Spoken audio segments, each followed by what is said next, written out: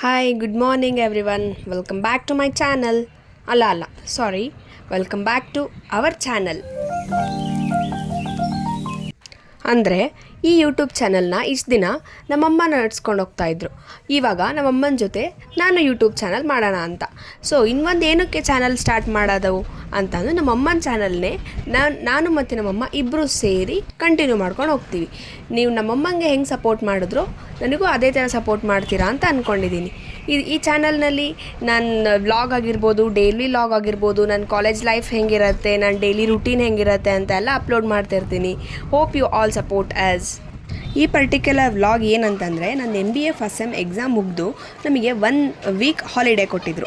ಆ 1 weak holiday ಹುಬ್ಳಿಯಲ್ಲೇ ಏನಿರೋದು ಅಂತ ಅಂದ್ಕೊಂಡು ನಾನು ನೇಟಿವಿಗೆ ಬರೋಣ ಅಂತ ಯೋಚನೆ ಮಾಡಿ ನೇಟಿವಿಗೆ ಬರೋಕ್ಕೆ ರೆಡಿ ಆದೆ. ಬೆಳಗಿನ ಜಾವ 6 o'clock ನಮಗೆ ಒಂದು ಬಸ್ ಇತ್ತು. ಆ ಬಸ್ಸು ಮಿಸ್ ಮಾಡ್ಕೊಂಡಿದ್ದು ರಿಗ್ರೆಟಲ್ಲಿ ಹಾಫ್ ಆನ್ ಅವರ್ ಬಸ್ ಸ್ಟ್ಯಾಂಡಲ್ಲೇ ವೆಯ್ಟ್ ಮಾಡಿ ನೆಕ್ಸ್ಟ್ ಬಸ್ನ ಕ್ಯಾಚ್ ಮಾಡಿಕೊಂಡು ನಮ್ಮ ಊರಿಗೆ ಹೆಂಗೋ ಮಾಡಿ ರೀಚ್ ಆದ್ವಿ. ಮನೆಗೆ ರೀಚ್ ಆಗಿದ ತಕ್ಷಣವೇ ಎಲ್ಲ ನಮ್ಮ ತಾತ, ನಮ್ಮ ಅಣ್ಣ, ನನ್ನ ಕಝಿನ್ ಎಲ್ಲರೂ ಇದ್ದರು.